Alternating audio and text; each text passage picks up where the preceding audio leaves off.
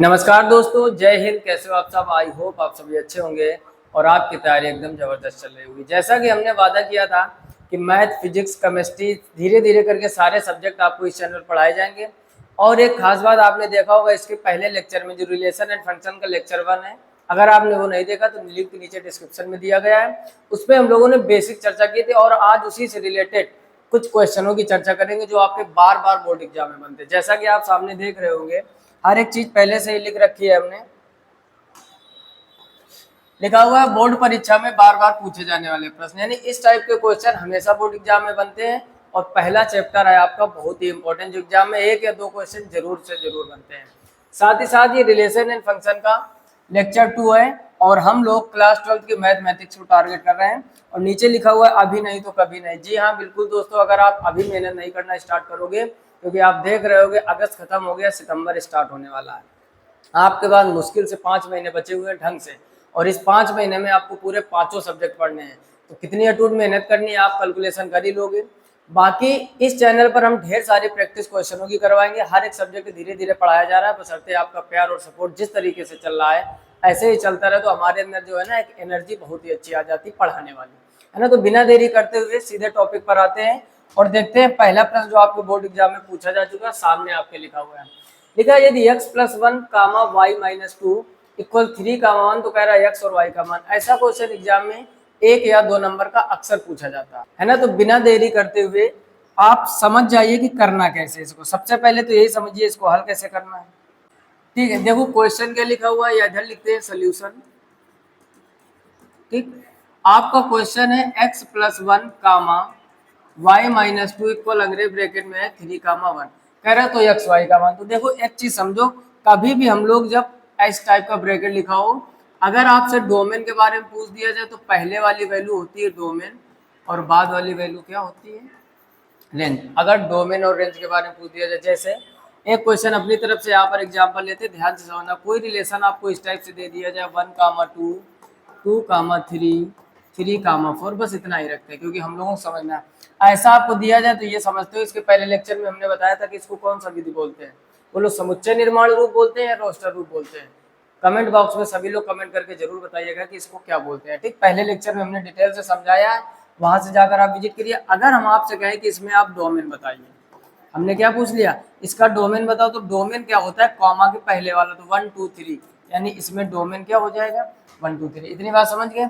उसके बाद अगर इसी में आपसे पूछ दिया जाए रेंज, क्या पूछ दिया जाए, रेंज क्या होता है, तो कॉमा के बाद वाला सभी कुछ आपका रेंज हो जाएगा, तो 2,3,4।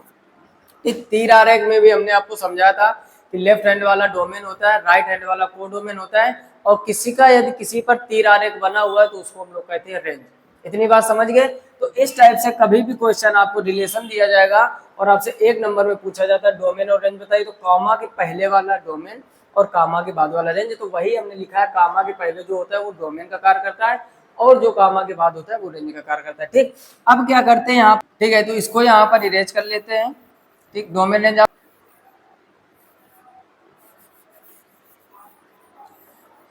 आप समझते हैं क्वेश्चन अपना डिटेल से समझो ध्यान से। यहाँ पर ये डोमेन का कार्य करेगा, ये रेंज का, तो इधर ये डोमेन का, ये रेंज का।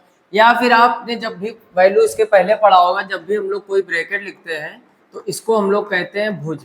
कक्षा 10 में आपने पढ़ा होगा। और इसको क्या कहते हैं, कोटि। क्या कहते हैं इसको, कोटि। तो भुज और कोट के रूप में भी आप समझ सकते हो।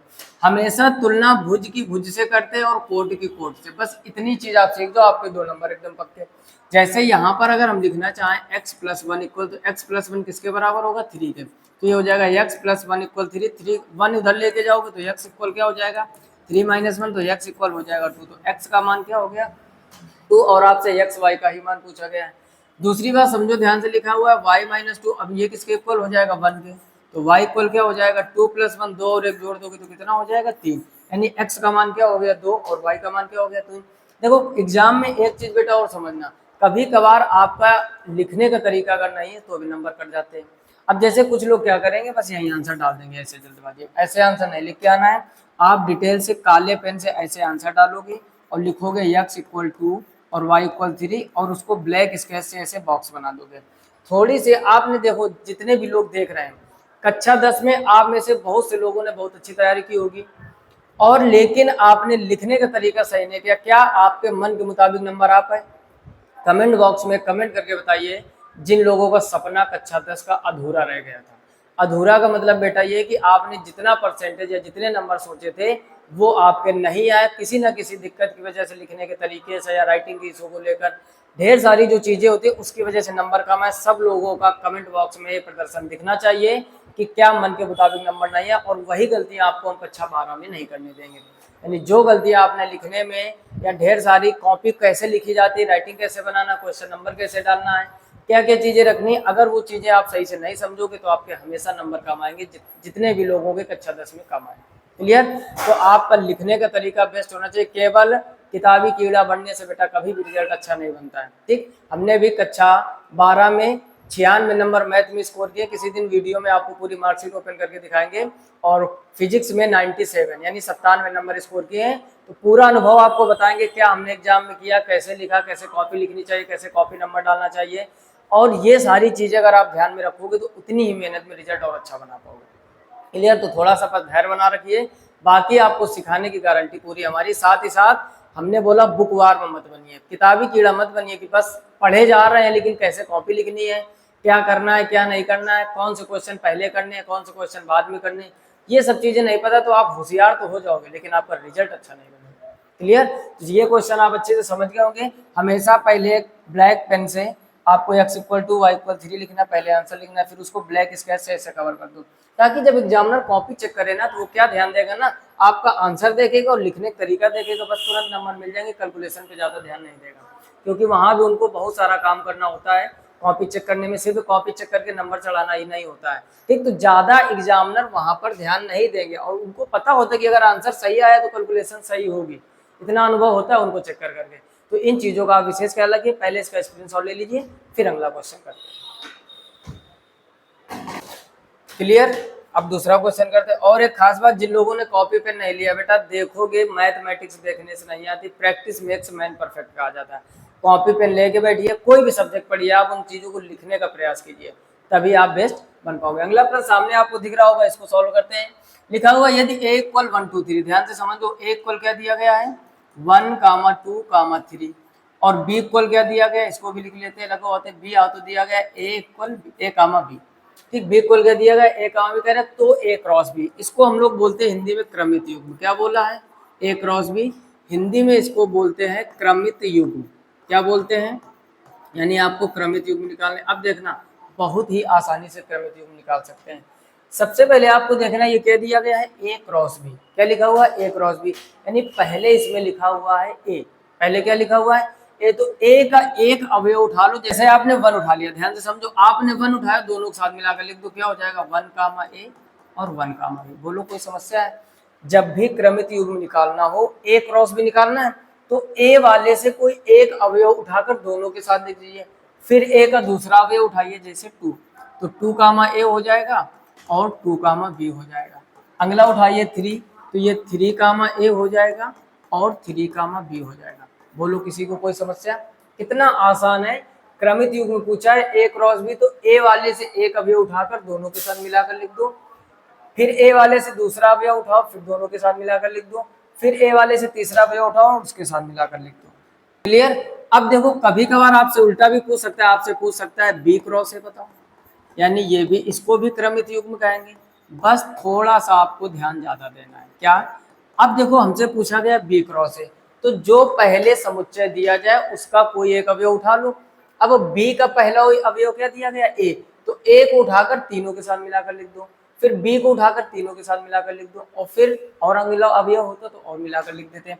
कहने का मतलब बेटा ये है कि अब a कामा 1 हो जाएगा, a कामा 2 हो जाएगा और a कामा 3 हो जाएगा। बोलो कोई समस्या? अब b को उठाओ इसी प्रकार, तो क्या हो जाएगा b कामा 1 हो जाएगा, ठीक, b कामा 2 हो जाएगा और b कामा 3 हो जाएगा। बोलो कोई समस्या? यानी जब भी क्रमित युग्म निकालना हो बहुत आसान है। a क्रॉस b कहे तो a का कोई एक अवयव उठा के दोनों के साथ मिलाकर लिख दो, फिर a से उठाओ फिर मिला दो, फिर a से उठाओ फिर मिला दो, और जब b क्रॉस a कहे तो b वाले से एक अवयव उठाकर बाकी के साथ मिलाकर लिख दो। बोलो किसी को कोई समस्या? कितने आसान क्वेश्चन, और सभी बोर्ड एग्जाम में आए हुए क्वेश्चन। जल्दी से स्क्रीनशॉट ले लीजिए, आगे बढ़ते हैं। क्लियर। अब करते हैं हम लोग अगला क्वेश्चन इसी सीरीज में आगे बढ़ते हुए। क्वेश्चन नंबर 4 सामने आप देख रहे हो लिखा हुआ यदि ए इक्वल, सामने देखो क्वेश्चन क्या हुआ, यदि ए इक्वल, तो पहले आप लिख लो ए इक्वल, ए दिया है, बी दिया गया है, सी दिया गया है और डी दिया गया है। ठीक, यदि A equal A B C D और बी का भी मान दिया गया, बी भी लिख लो लगेगा, तो बी दिया गया आपको एक्स कामा वाई कामा जेड, बी क्या दिया गया है एक्स कामा वाई कामा जेड, तो कह रहा है ए क्रॉस बी अवयवों की संख्या। देखो ऑप्शनल में अवयवों की संख्या निकालना बहुत आसान होता है, लेकिन पहले हम बेसिक करेंगे और फिर डायरेक्ट निकालेंगे। जैसे अभी आपको हमने सिखाया, इसका हमें निकालना है ए क्रॉस बी। क्या निकालना है बेटा, ए क्रॉस बी। तो ए देखा हमने कि ए पहले है, तो ए के पास जाइए, उसका जो भी पहला अवयव है उसको सबके साथ मिलाकर लिख दीजिए, सबके साथ चिपका के रख दीजिए, बस ऐसा समझो। तो ए उठाओगे तो ये हो जाएगा ए कामा एक्स, फिर हो जाएगा ए कामा वाई और फिर हो जाएगा ए कामा जेड। इतनी बात समझ गए। अब किसको उठाना है, बी को। जब बी को उठाओगे तो क्या हो जाएगा बी कामा एक्स, फिर हो जाएगा बी कामा वाई और फिर हो जाएगा बी कामा जेड। बोलो किसी को समस्या। अब सी को उठाइए तो ये हो जाएगा सी कामा एक्स, ये हो जाएगा सी कामा वाई और अगला हो जाएगा सी कामा जेड। बोलो किसी को कोई समस्या। एक अवयव उठाओ सबके साथ चिपका कर लिख दो। अब अगला उठाना है डी आपको, तो क्या हो जाएगा डी कामा एक्स, फिर हो जाएगा डी कामा वाई और फिर हो जाएगा डी कामा जेड। बोलो यहाँ तक किसी को कोई समस्या।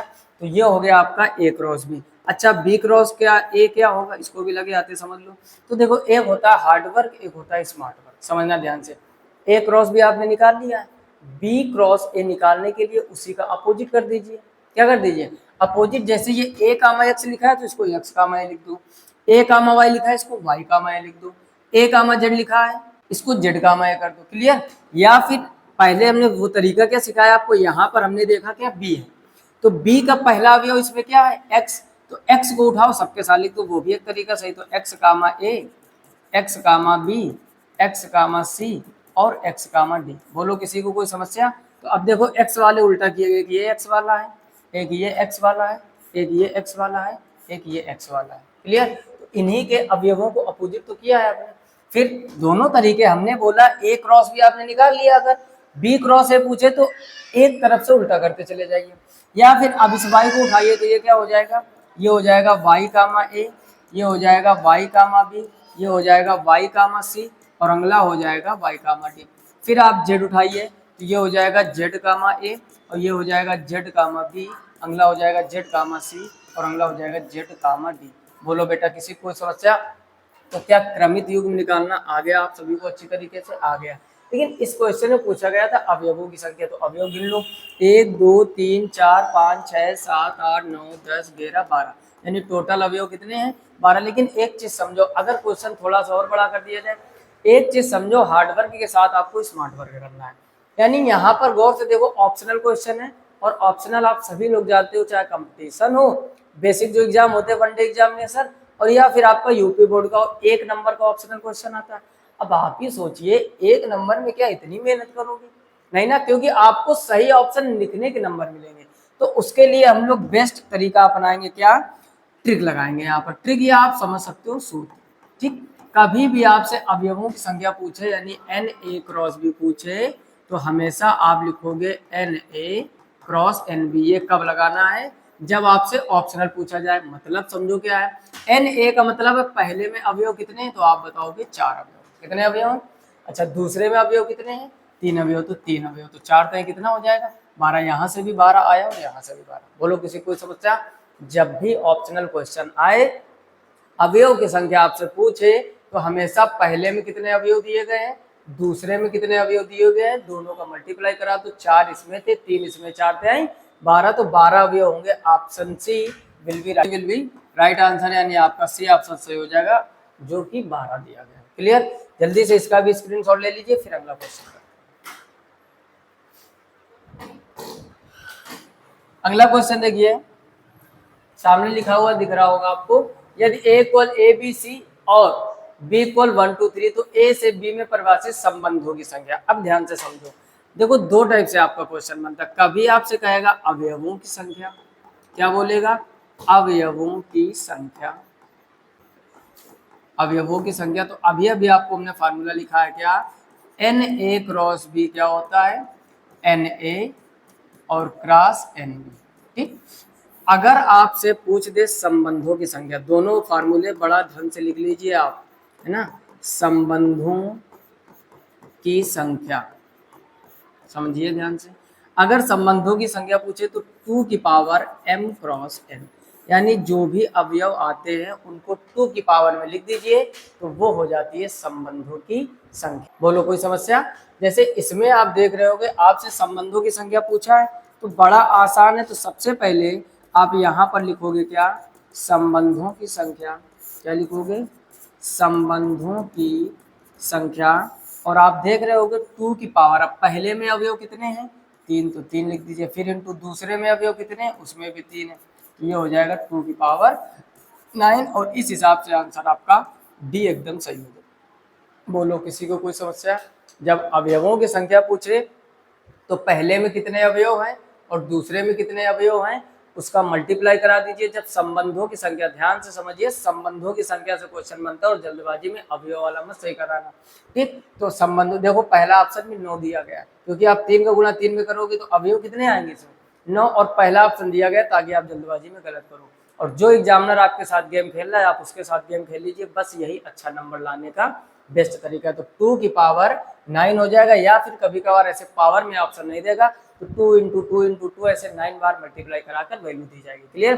तो जब संबंधों की संख्या पूछे तो 2 की पावर में अवयवों की संख्या, और जब केवल अवयव पूछे तो m क्रॉस n दोनों का मल्टीप्लाई करा दीजिए। क्लियर? इसका भी जल्दी से स्क्रीनशॉट ले लीजिए या फिर अपनी कॉपी में नोट कर लीजिए। क्लियर? ये सभी क्वेश्चन बोर्ड एग्जाम में आए हुए हैं। अब जरूरी नहीं कि इधर हम 2000 यहाँ पर मतलब सन भी लिखें, 2020, 2022, 23, 24 ऐसे रंगने वाला काम हमने नहीं किया, लेकिन बता रहे समझो इस टाइप के क्वेश्चन एग्जाम में बनते। और जिसको ट्रस्ट नहीं आप अनसॉल्व खरीदिए और वहां से मिलाइए, जरूर आपको यहाँ से क्वेश्चन बनेंगे। क्लियर? जल्दी से अगला क्वेश्चन देखते हैं क्या लिखा हुआ है। सामने आप देख रहे हो ठीक उसी प्रकार का फिर से क्वेश्चन है। कह रहा मान लीजिए कि a equal x y z, फिर से a इक्वल क्या दिया गया है, लिख लो यहाँ पर एक्स वाई जेड यानी 3 अवयव दिए गए, और b इक्वल क्या दिया गया है, जल्दी से इसको भी लिख लीजिए, p क्यू आर एस यानी 4 अवयव दिए गए। और आपसे कह रहा है b से a तक भिन्न संबंधों की संख्या क्या होगी। देखो चाहे b से a तक पूछे चाहे a से b तक पूछे, संबंधों की संख्या या अवयवों की संख्या में कोई अंतर नहीं होता। क्यों? चाहे हम m क्रॉस n करें और चाहे हम n क्रॉस m करें, क्या दोनों अलग अलग चीजें हैं? नहीं, यानी हम अगर 3 में 2 का गुणा करें या 2 में 3 का गुणा करें तो दोनों बार ही आएगा तो 6 ही। क्लियर? तो वैसे ही a से b में पूछे चाहे b से में, तो अभी अभी आपको हमने एक फार्मूला लिखाया, क्या, संबंधों की संख्या।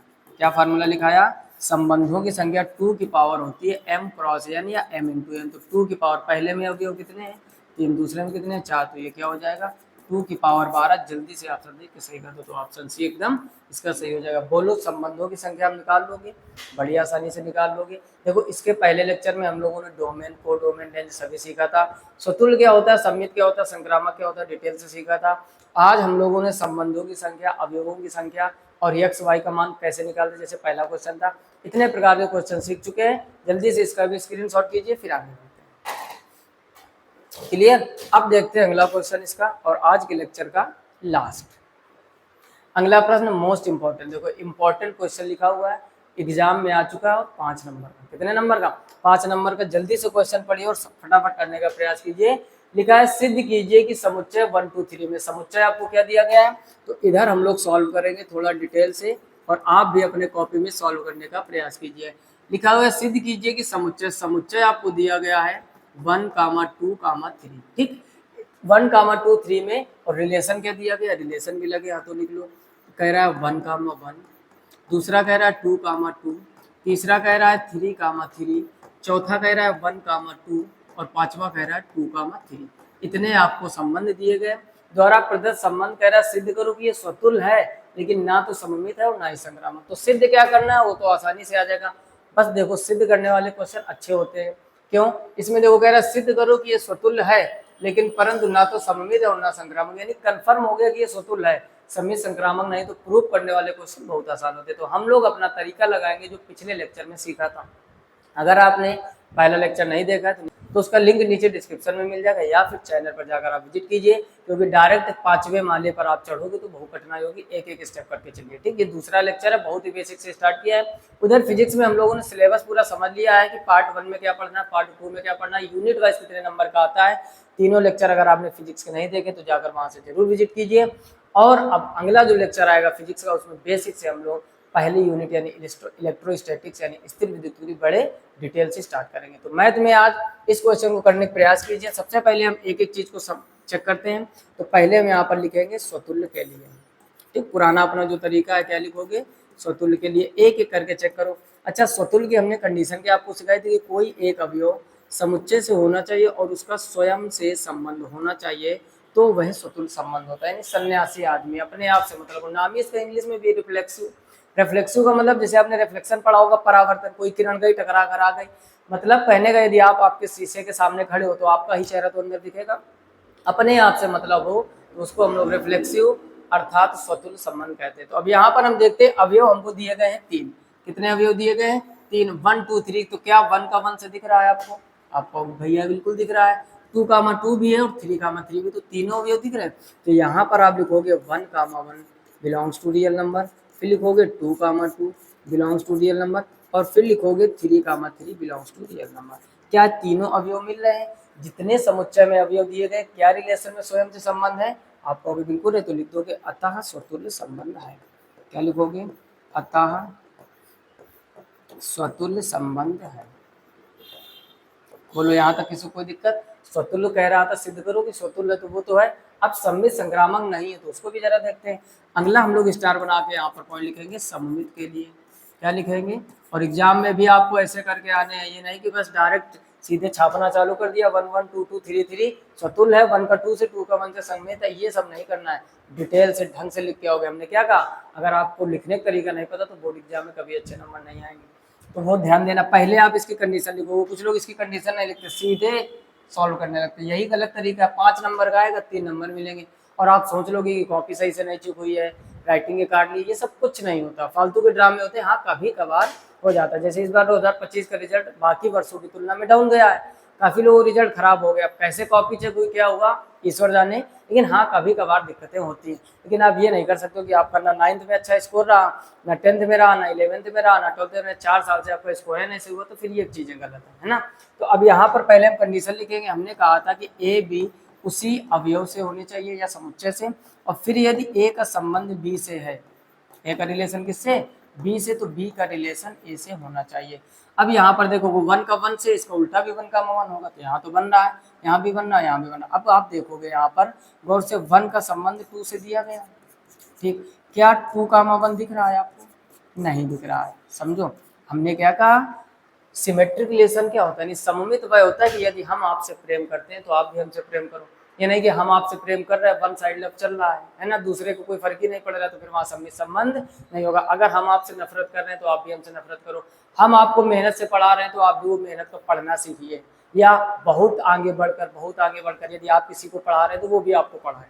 कहने का मतलब, जो आप किसी के साथ व्यवहार कर रहे हो वही व्यवहार आपके साथ जब हो तभी समझ जाना आपकी वह सममित संबंध है। तो हमने क्या कहा, यहाँ देखा कि 1 का संबंध 2 से है, लेकिन 2 का 1 से नहीं, तो नॉट बिलोंग्स टू, ये नॉट बिलोंग्स टू लिखा हुआ है, तो लिख दोगे अतः सममित संबंध नहीं है। क्या लिखोगे? अतः सममित संबंध नहीं। बोलो, किसी कोई परेशानी? बिल्कुल भी नहीं होनी चाहिए। अब तीसरा चेक कर लेते हैं। क्या तीसरा हम लोग लिखेंगे? संक्रामक के लिए। क्या लिखेंगे? संक्रामक के लिए, फॉर ट्रांजिटिव। इसकी पहले कंडीशन लिखो, इसमें ए बी सी 3 अवयव किसी समुच्चय से होंगे। फिर यदि ए का संबंध किससे है, बी से है, और बी का संबंध सी से है, यानी ए जो है बी से प्रेम कर रहा है, बी सी से प्रेम कर रहा है, तो ए का संबंध सी से होना चाहिए, यानी ए सी से प्रेम करना चाहिए, ए का सी से संबंध होना चाहिए, तभी संक्रामक होगा। और अगर ए का संबंध बी से है, बी का संबंध सी से है, लेकिन ए का सी से नहीं, तो संक्रामक नहीं होता, अदरवाइज संक्रामक होता है। ज़्यादा कन्फ्यूजन रहता है, पिछला लेक्चर डिटेल से समझाया था, जाकर वहाँ देखिए। अब यहाँ पर आप देखोगे कि 1 का संबंध 2 से है, ठीक बात, फिर 2 का संबंध 3 से है, ये भी बात ठीक है। देखो, 1 का संबंध 2 से, और 2 का संबंध 3 से, यानी इसको अगर हम ए मान लें, इसको बी, तो ये बी हो जाएगा, ये सी। ए का संबंध बी से है, बी का संबंध सी से, लेकिन ए का सी से भी तो होना चाहिए नहीं, 1,3 भी होना चाहिए। और आप अपने रिलेशन में देख रहे हो कि 1,3 नहीं दिया गया, तो लिख दोगे अतः संक्रामक संबंध नहीं है, अतः संक्रामक नहीं है। बोलो किसी कोई समस्या? फिर से समझ लो, हमने कहा ए का संबंध 2 से है, 2 का संबंध 3 से, तो एक का भी तो 3 से होना चाहिए, यानी ए का बी से, बी का सी से, लेकिन ए का सी से नहीं है, इस वजह से संक्रामक नहीं। मोस्ट इंपॉर्टेंट क्वेश्चन, और यहाँ पर हमने पहले से इंपॉर्टेंट लिख रखा है, तो ये क्वेश्चन एकदम ढंग से आप अपनी कॉपी में चिपका लीजिए और साथ में माइंड में चिपका लीजिए। क्लियर? जल्दी से नोट कर लीजिए या स्क्रीनशॉट ले लीजिए, फिर आगे। क्लियर? तो यहाँ आज हम लोग 5 से 6 क्वेश्चन मोस्ट इंपॉर्टेंट जो बोर्ड एग्जाम में आपके बनते हैं, ये रिलेशन एंड फंक्शन का लेक्चर 2 था। पहले का लेक्चर का लिंक नीचे डिस्क्रिप्शन में मिल जाएगा। साथ ही साथ कमेंट बॉक्स में कमेंट करके बताइए क्या इसी तरीके चैप्टर वाइज आपको क्वेश्चन की प्रैक्टिस करवाई जाए, या पहले बेसिक पूरा सिखाया जाए फिर प्रैक्टिस कराया जाए, क्योंकि समय कम है, काम ज़्यादा है, 2 सब्जेक्ट हमको भी कंप्लीट करने हैं। सोनू सर आपके केमिस्ट्री पढ़ा रहा है, कुछ दिन बाद इसमें इंग्लिश भी स्टार्ट हो जाएगी, सारे सब्जेक्ट पढ़ाए जाएंगे, कहीं आपको भटकने की जरूरत नहीं, बशर्ते प्यार और सपोर्ट कम नहीं होना चाहिए, है ना। वीडियो को अभी तक लाइक नहीं किया, लाइक कर दीजिए, चैनल पर पहली बार आए सब्सक्राइब करके नोटिफिकेशन बेल को ऑल पर सिलेक्ट कीजिए, ताकि हर एक वीडियो की नोटिफिकेशन सबसे पहले आप तक पहुंचे। मिलते हैं नेक्स्ट वीडियो में, तब तक अपना ख्याल रखिए, अच्छे से पढ़ाई कीजिए, तब तक के लिए जय हिंद।